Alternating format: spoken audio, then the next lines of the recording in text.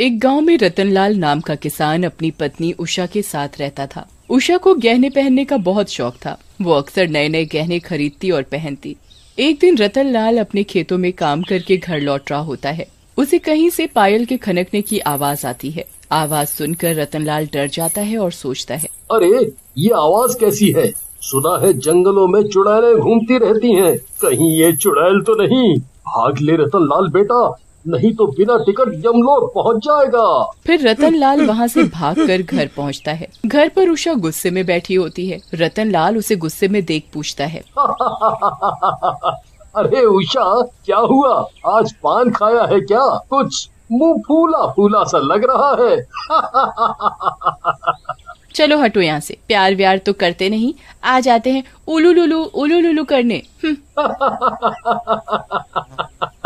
चलो नाराज मत हो और बोलो क्या बात है। मैं तुम्हारी हर बात तो मानता हूँ। बोलो मुझसे क्या चाहिए? बहुत प्यार करते हो, झूठे कहीं के। कब से बोला है कि एक सोने की पायल ला दो, आज तक तो लाई नहीं। पता है गांव की सब औरतों के पास है और वो सब मेरा मजाक बनाती। तो ये बात है, लो कल ही अपनी रानी के लिए मैं लेके आता हूँ सोने की पायल। फिर अगले दिन रतनलाल गांव के सुनार से सोने की पायल लेकर आ जाता है और उषा को पहनने के लिए दे देता है। उषा पायल पहनकर खुश हो जाती है। अगले दिन सुबह रतनलाल उषा को साथ खेतों में चलने के लिए बोलता है। अरे उषा, आज खेतों में काम कुछ ज्यादा ही है। एक काम करो, तुम भी साथ में ही चले चलो। फिर उषा और रतनलाल खेतों में काम करने चले जाते हैं और रात होने पर वापस घर की ओर आ रहे होते हैं। तभी रतनलाल को पायल के बजने की आवाज सुनाई देती है। रतनलाल डर जाता है और उषा से बोलता है, अरे उषा, तुमने पायल की आवाज सुनी? ऐसा लग रहा है जैसे हमारे साथ कोई चल रहा हो। तुम्हारे साथ तो केवल मैं ही चल रही हूँ और मैंने पायल भी पहनी हुई है। कितने डरपोक हो तुम। चलो अब घर की तरफ। अरे वो बात तो ठीक है, लेकिन तुम ये पायल मत पहनो। कहीं डकैतों और चोरों को इसकी आवाज सुनाई दे गई तो वो हमारी जान ले लेंगे और गहने भी लूट के ले जाएंगे। रतनलाल की बात सुनकर उषा घबरा जाती है और अपनी पायल उतार कर रख लेती है। लेकिन जैसे ही वो दोनों थोड़ा और आगे बढ़ते हैं, उन्हें फिर से पायल के बजने की आवाज आती है। वो दोनों रुक जाते हैं और पीछे देखते हैं। उनके पीछे बहुत ही खूबसूरत पायल पड़ी होती है। अरे वाह, कितनी सुंदर पायल है। ये तो तुम्हारी दी हुई पायल से भी अच्छी है। मजा आ गया। इससे पहले रतनलाल कुछ कहता, उषा जल्दी से जाकर वो पायल उठा लेती है। ये देख रतनलाल उषा से बोलता है, अरे उषा, ये क्या कर रही हो? यूं रोड पर बड़ी चीजें नहीं उठाते। चुप करो तुम, ज्यादा ज्ञान मत झाड़ो। इतनी अच्छी पायल पड़ी है, न जाने कैसी मनहूस बातें करते हो, मनहूस कहीं के। उषा को गुस्से में देख रतनलाल चुप हो जाता है। रात में उषा और रतनलाल खाना खाकर सो जाते हैं। रात में उषा की नींद खुल जाती है और उसे पायल के बजने की आवाज सुनाई देती है।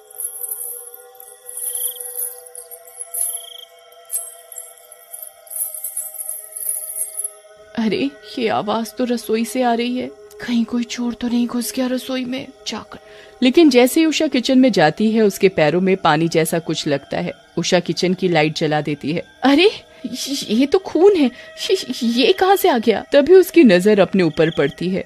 उसके ऊपर एक चुड़ैल लटकी होती है। चुड़ैल को देखकर उषा घबरा जाती है और चिल्लाते हुए रतनलाल के पास भागती है। अजी सुनते हो? उठो जल्दी से, देखो क्या हो रहा है। हमारे घर में चुड़ैल आ गई है। लेकिन रतनलाल नहीं उठता। ये देख उषा को गुस्सा आ जाता है और वो रतनलाल को जोर से लात मारती है। इस आदमी को सोने के अलावा कोई काम नहीं है। यहाँ मेरी जान को खतरा है और ये आदमी घोड़े बेचकर सो रहा है। उधर उषा की लात से रतनलाल हड़बड़ा कर उठ जाता है। क्या हुआ उषा, क्यों चिल्ला रही हो? अरे हमारे घर में चुड़ैल है, मैंने अभी उसे रसोई में देखा है। वो छत से उल्टा लटकी हुई थी। क्या बात करती हो? चलो चलकर देखते हैं। फिर रतनलाल और उषा रसोई में जाते हैं। वहाँ पर सब कुछ ठीक ठाक होता है, जैसे कुछ हुआ ही ना हो। तुम भी कमाल की डरपोक हो। कहाँ है चुड़ैल? तुम भी ना अपने बाप की तरह बहुत बहमी हो। चुड़ैल। कहाँ है चुड़ैल? कहाँ है? लेकिन उषा कुछ नहीं बोलती। तभी चुड़ैल उन दोनों के सामने आ जाती है।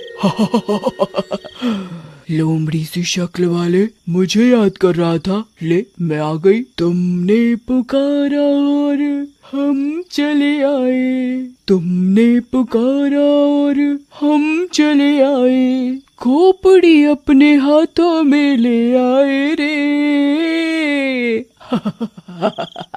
तुमने पुकारा और हम चले आए, खोपड़ी अपने हाथों में ले आए रे। ऐसा कहकर चुड़ैल अपनी खोपड़ी अपने हाथों में पकड़ लेती है। ये देखकर उषा और रतनलाल दोनों बेहोश हो जाते हैं। अरे एक बात समझ नहीं आती, मुझे देखकर लोग बेहोश क्यों हो जाते हैं? मैं क्या इतनी खूबसूरत हूँ? अगले दिन सुबह उषा और रतनलाल को होश आता है। उषा रात की घटना से बहुत डर गई होती है। मुझे यहाँ से ले चलो, ये चुड़ैल हमें मार डालेगी। अरे उषा रो मत, मैं अभी जाकर गांव वालों से बात करता हूँ, फिर देखते हैं इस समस्या का क्या इलाज हो सकता है। नहीं नहीं नहीं, तुम किसी से कुछ बात मत करो, हम दोनों ही इस समस्या का इलाज करेंगे। गांव वालों को पता चला तो वो हमें ही दोष देंगे। अगली रात रतनलाल और उषा घर के दरवाजे को खोलकर घर के बाहर जाकर छुप जाते हैं। चुड़ैल रात में आती है और पायल पहनकर बाहर निकलती है। आज ये दोनों डरपोक घर में नहीं है। लगता है घर छोड़कर ही भाग गए। वैसे भी ये दोनों घर के अंदर मिल गए तो मैं इनका सूप बनाकर पीऊंगी। फिर चुड़ैल गांव में घूमने लगती है।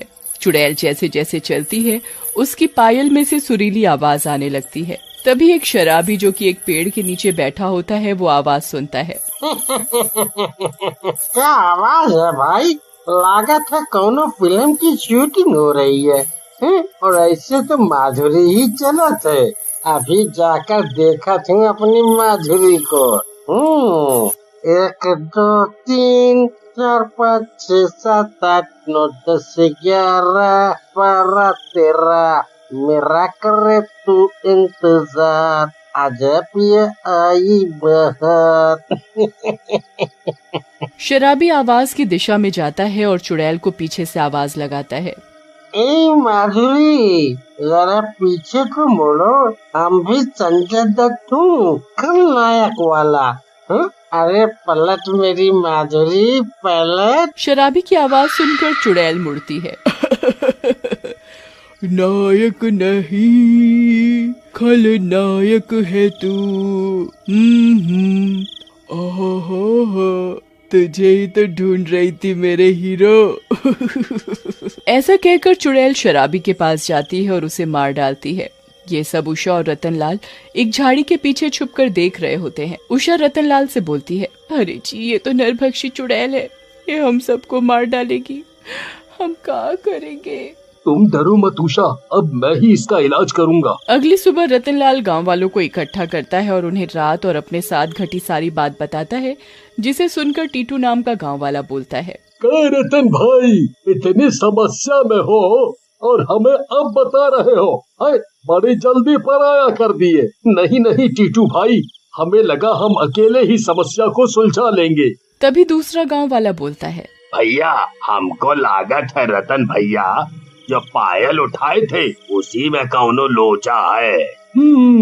सही कहा तो, बहुत देर से ये हमरे दिमाग में आ रहा था, लेकिन ससुरा निकल नहीं रहा था। आज रात ही समस्या को सुलझाते हैं। हाँ। फिर गांव वाले रात में रतनलाल के घर के बाहर छुप जाते हैं। चुड़ैल रात में रतनलाल के घर से बाहर निकलती है। उसके चलते ही पायल की आवाज आने लगती है। अरे वाह, क्या आवाज है! मन तो कर रहा है इस चुड़ैल के साथ ही चला जाऊं। तभी उषा बोलती है, चले जाओ देवर जी, जाओगे तो अपने पैरों पर, लेकिन आओगे किसी मटके में। तुम भी न भाभी, मजाक बहुत बढ़िया करती हो। तभी रतन बोलता है, अरे भैया, दिन में तो खूब टसन मार रहे थे, गांव वालों के सामने, अब कुछ करो। ऐसा सुनकर टीटू उठता है और चुड़ैल के पास जाता है। चुड़ैल उसे देखकर रुक जाती है। खूबसूरत औरत, तेरे पैर और ये पायल दोनों कितने अच्छे हैं। कहीं ये आदमी अंधा तो नहीं? इससे मैं खूबसूरत लग रही हूँ। इतना हैरान होकर क्या देख रही हो? कभी मुझसे ज्यादा स्मार्ट लड़का नहीं देखा। है? वैसे भी तुम भी कुछ कम नहीं हो। हाँ। चुड़ैल टीटू की बातों में आ जाती है और बोलती है, मैं क्या सचमुच इतनी खूबसूरत हूँ? सोने की परख तो सुनार को होती है। लाओ अपने पैर दिखाओ, मैं इन्हें देखना चाहता हूँ। ऐसा कहकर टीटू चुड़ैल के सामने बैठ जाता है और चुड़ैल टीटू की बातों में आकर अपना पैर टीटू के आगे कर देती है। टीटू भी जल्दी से चुड़ैल के पैरों से पायल उतारता है और उस पर गंगा जल छिड़क देता है। पायल जलने लगती है। ये क्या कर रहा है? आग आग बुझा, अगर ये जल गई तो मैं भी जल जाऊंगी।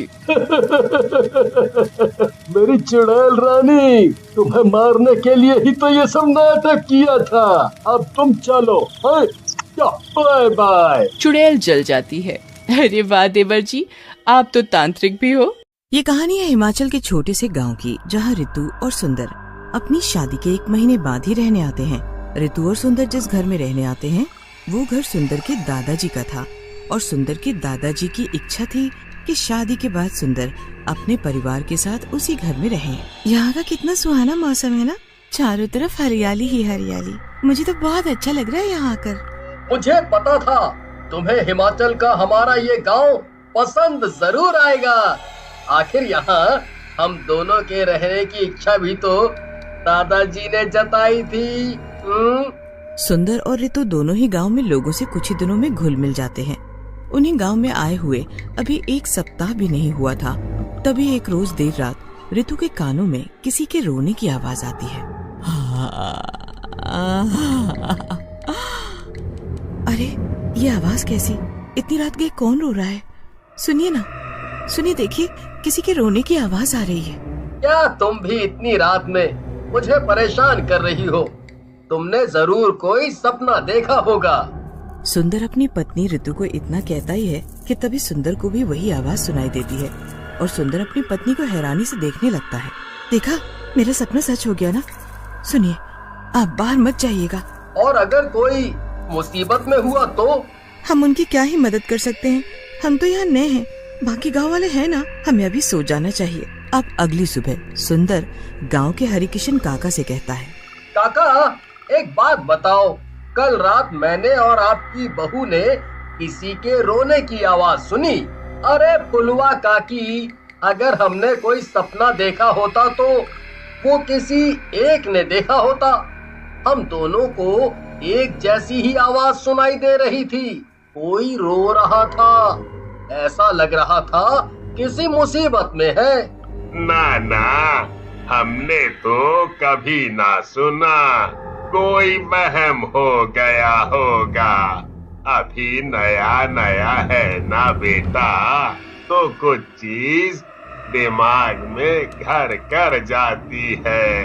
वैसे भी ये हिमाचल का गांव जंगलों से घिरा हुआ है। कोई जानवर रो रहा होगा, उसकी आवाज को तूने इंसानों के रोने की आवाज समझ ली होगी। होता है, कोई बात नहीं। गांव में सुंदर कई लोगों से इस बात का जिक्र करता है, लेकिन कोई भी सुंदर की बातों को इतनी अहमियत नहीं देता। सब उसे वहम, सपना या जानवर के रोने की आवाज बताकर टाल देते हैं। अब इस बात को 3-4 दिन बीत जाते हैं और फिर से एक रोज देर रात उन दोनों को वही रोने की आवाज सुनाई देती है। टॉर्च लेकर आओ, मैं आज पता लगा ही लूं कि ये है कौन जिसके रोने की आवाज सिर्फ हम दोनों को ही सुनाई दे रही है। सुंदर टॉर्च लिए जंगल की तरफ बढ़ता है। तभी उसे कुछ दूर जाने के बाद एक पेड़ के पास एक लड़की बैठी हुई रोती नजर आती है। ये तो एक लड़की है।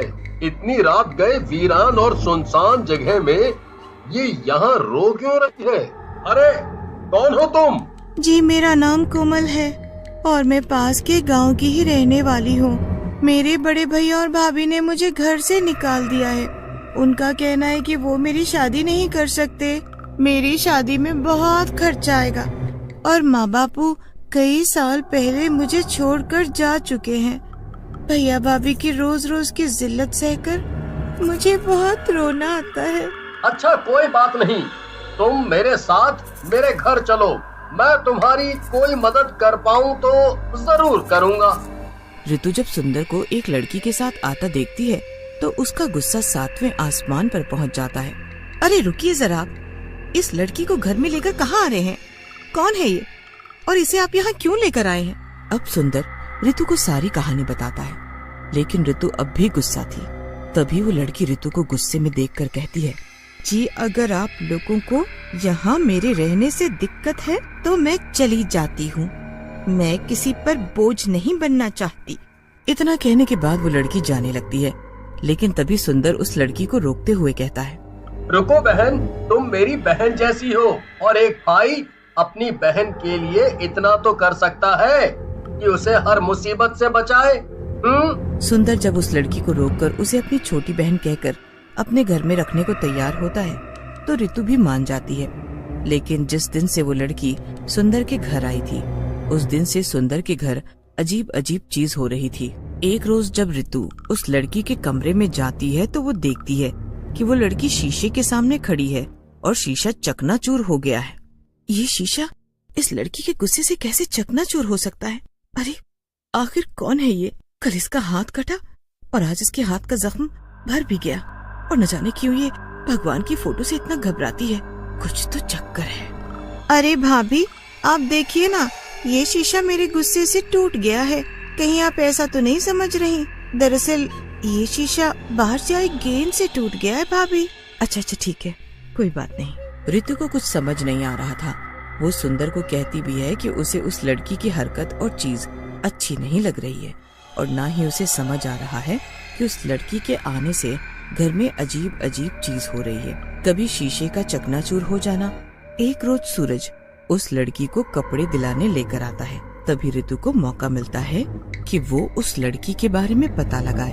अब ऋतु उस जगह पहुंचती है जहां से सुंदर उस लड़की को लाया था और वो इस तरह जंगल के काफी अंदर चली जाती है जहां उसे एक छोटा सा घर दिखता है। घर काफी पुराना था।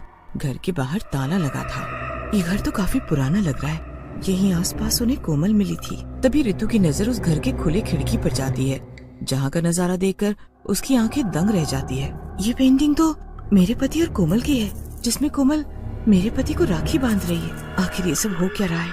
कोई मुझे समझाएगा, वरना मैं तो पागल ही हो जाऊंगी सोच कर। लेकिन वो हिम्मत करके पास के गांव के लोगों से उस घर के बारे में पूछती है और फोन में अपने पति का फोटो दिखाकर एक बुढ़िया से कहती है, अम्मा क्या आप इन्हें जानती है और ये घर किसका है? अरे बेटी, तुम किस घर की बात कर रही हो? वो वीराना और खंडर घर? अरे वो तो 30 सालों से बंद पड़ा है। उस घर में एक भाई बहन रहा करते थे और जिस आदमी की फोटो तुम दिखा रही हो वही उस लड़की का छोटा भाई था।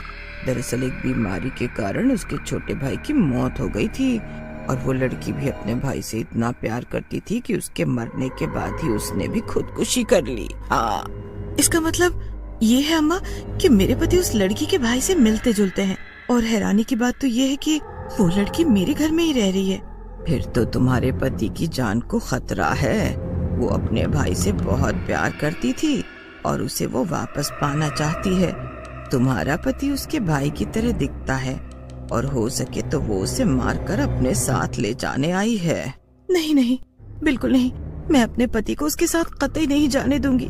ऋतु के सामने सच्चाई आ खड़ी थी। वो बहुत डर जाती है जब उसे उस लड़की की सच्चाई का पता चलता है। लेकिन ऋतु घर पहुंचती है और ऋतु के घर पहुंचते ही उसका सामना उस लड़की से होता है।